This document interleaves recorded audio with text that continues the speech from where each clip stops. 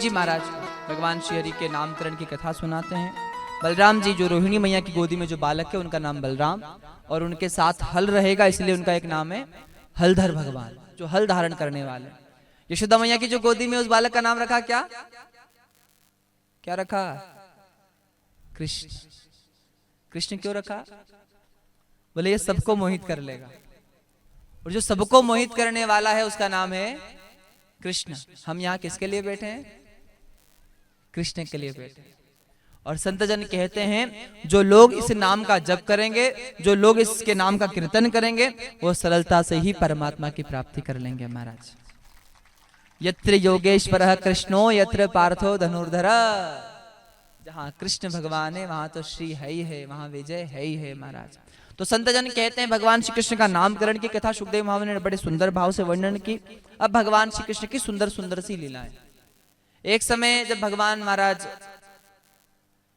चलने लगे, घुटने घुटने जब भगवान चलने लगे, तो एक समय भगवान श्री हरि ने यशोदा मैया के आंगन में एक महात्मा पधारे, और महात्मा कह रहे मैया हम आपके यहाँ प्रसाद बनाएंगे, अपने ठाकुर जी को भोग लगाएंगे, फिर प्रसाद आपको भी बांटेंगे।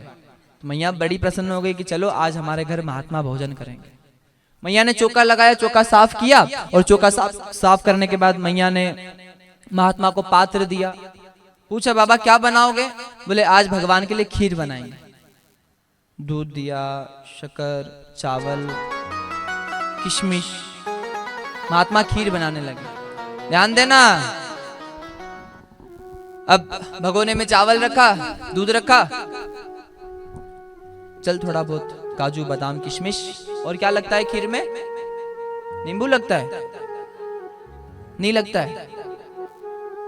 अच्छा नींबू नहीं लगता है ना खीर में? क्यों? बोले नींबू डाल देंगे तो खीर खराब हो जाएगी, है ना, फट जाएगी। और ध्यान देना हम लोग भी जो भक्ति करते हैं ना भगवान की, इसमें सब चलेगा, पर कभी भक्ति में अभिमान नहीं आना चाहिए महाराज। और भक्ति में अभिमान आ जाएगा तो भक्ति बेकार हो जाएगी महाराज। उसी प्रकार आज बाबा ने खीर बनाई, शालिग्राम के सामने खीर रखी, और शालिग्राम से प्रार्थना करने लगे प्रभु जीमो तुलसी हेम रूपाम रत्न रूपाम मंजरी भव मोक्ष प्रदाम देवी रम्य प्रेमी हरि प्रियाम शर्करा खंड खादानि दधि चीर घटानि च आहारम भक्ष्य भोजम च नैवेद्यम प्रतिगम्यताम। जीमो प्रभु जीमो प्रभु जीमो। बुला रहे भगवान, और जब बुलाया संत जन कहते हैं भगवान श्री कृष्ण ने सोचा ये महात्मा रोज मुझे भोग लगाता है, आज मेरे घर आया है और यहाँ भोग लगा रहा है, तो क्यों ना इस बाबा के पास जाकर इसका भोग स्वयं स्वीकार कर ही ले।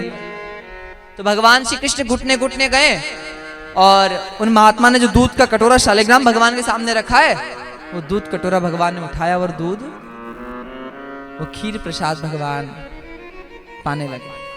अब बड़े लोग तो चम्मच से खाते हैं, और भगवान कृष्ण को चम्मच चाहिए नहीं, उन्होंने तो सीधे ही सबड़का। समझते हो मायराम नहीं कहना सूर्या मारे सबड़का नरसी करे मनोहार। भगवान ने सबड़का शुरू किया, और जब भगवान खीर प्रसाद पाने लगे तो वो बाबा ने जो आंखें बंद हैं वो सोच रहे हैं क्यों आज तक तो भगवान आए नहीं, आज तो आवाज आ रही है मेरा भोग भगवान स्वीकार कर रहे हैं, आज मुझ पर भगवान प्रसन्न हो गए। और जब मन में ऐसा सोचा आंखें नहीं खोलेंगे, क्यों? बोले आंखें खोलेंगे तो भगवान चले जाएंगे, और अगर नहीं खोलेंगे तो भगवान के दर्शन नहीं होंगे। तो महात्मा ने आंखें खोल दी, और जैसी आंखें खोली तो वहां भगवान तो थे नहीं, वो तो कृष्णचंद्र थे।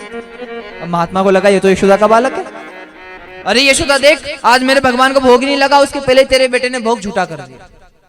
यशोदा मैया दौड़ कर आई, बाबा क्षमा कर दो, बालक है, अभी महाराज इसे क्षमा कर दो, शाप मत दीजिए। आप ऐसा कीजिए, क्या खीर का भोग लगाते हो भगवान को, आप छोड़ो खीर को, आप तो ऐसा करो सीरो बनाओ, और भगवान का लिए सीरो भगवान के भोग लगाओ। और ये कथा का वर्णन नहीं कर रहे, इस कथा का दर्शन सुखदेव महामुनि करा रहे। महात्मा ने सीरो बनाया महाराज, काजू बादाम घी, और सीरो भगवान का शालिग्राम का सामने महाराज जब सीरा रखा तो महात्मा आंख बंद कर फिर बैठे हैं, फिर भगवान को बुला रहे हैं, कह रहे हैं क्या? वो आओ श्याम जी कन्हैया नंद लाल जी, वो मेरे प्राणों से प्यारे गोपाल जी, वो मेरे प्राणों से प्यारे नंदलाल जी, हो मेरे प्राणों के प्यारे गोपाल जी, अब श्याम जी कन्हैयानंद लाल जी, मेरे प्राणों से प्यारे गोपाल जी। और यहाँ जब बाबा ने आंखें बंद की तो भगवान कृष्ण ने सोचा कि चलो बाबा ने पहले खीर प्रसाद खिलाई, अब बाबा सीरो प्रसाद खिलाएगा। भगवान चलकर आए और वो सीरा पाने लगे। महात्मा ने फिर आंखें खोली, क्रोध किया, अरे यशोदा तुझे अपने बालक को ही भोग लगाना था तो मुझे बुलाया क्यों, मैं जा रहा हूं। जब बाबा जाने लगे तो यशोदा मैया ने हाथ जोड़कर कहा, हमारे घर से भगवान भूखे नहीं जाना चाहिए, हमारे घर से बाबा भूखे साधु भूखा नहीं जाना चाहिए। महात्मा छोड़ो खीर, छोड़ो सीरा, आप तो ऐसा करो बढ़िया मालपुआ बनाओ और भगवान ने मालपुआ और भोग लगाओ। जो इच के वे तो महात्मा कह रहे थारे तेरे बेटे ने खीर नहीं छोड़ी, सीरा नहीं छोड़ा तो मालपुआ छोड़े। ऐसा कर खिचड़ी ला दे, आज खिचड़ी बनावा। और बाबा खिचड़ी बना रहे, भोग लगाने के लिए रखा, आग बंद की, फिर बुलाया, भगवान आओ। ठाकुर जी ने कहा ठीक है बाबा, पहले आपने खीर दे दी, फिर सीरा प्रसाद दिया, चलो आप पर कृपा करते हैं, आपकी खिचड़ी भी हम स्वीकार कर लेते हैं महाराज। चलकर भगवान आए, खिचड़ी पाने लगे। महात्मा की आंखें बंद थी, फिर आंखें खोली तो वहां यशोदानंदन कृष्ण नहीं थे, वहां तो स्वयं योगेश्वर भगवान कृष्ण थे महाराज। चार भुजा नाथ दिखा, और जब चार भुजा नाथ परमात्मा के दर्शन किए, बाबा लौटने लगे चरणों में। यशोदा मैया दौड़ कर आई, क्या हुआ? तो देखे तो भगवान श्री कृष्ण छोटे से बालक रूप में है और बाबा उनके चरणों में। अब क्या हुआ बाबा? बाबा की आंखों में आंसू, शालिग्राम को उठाया, झोले में रखा और बाबा यशोदा मैया के चरणों को प्रणाम करके कहते हैं, मैया तू बड़ी भाग्यशाली है माँ। और प्रणाम करके बाबा वहां से आगे बढ़ गए। किन किन लोगों के घर में शालिग्राम है?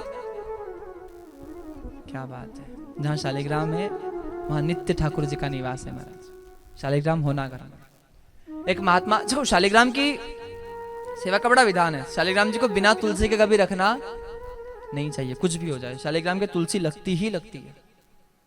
और जैसे शालिग्राम को तुलसी लगती है ना, जो लोग चाहते हैं ना भगवान हमें स्वीकार कर ले, तो उन लोगों के कंठ में भी तुलसी होना चाहिए। जिन लोगों के गले में तुलसी होती है भगवान उसे स्वीकार करते हैं। क्यों? क्योंकि बिना तुलसी के तो भगवान भोजन स्वीकार नहीं करता। बिना तुलसी के तो भगवान भोजन स्वीकार नहीं करता, तो क्या बिना तुलसी के भगवान हमें स्वीकार कर लेगा? इसलिए जो चाहते हैं कि भगवान हमें स्वीकार करे तो कंठी तो तुलसी की होनी छोड़ी महाराज। बोलो तुलसा मैया की, शालिग्राम भगवान की।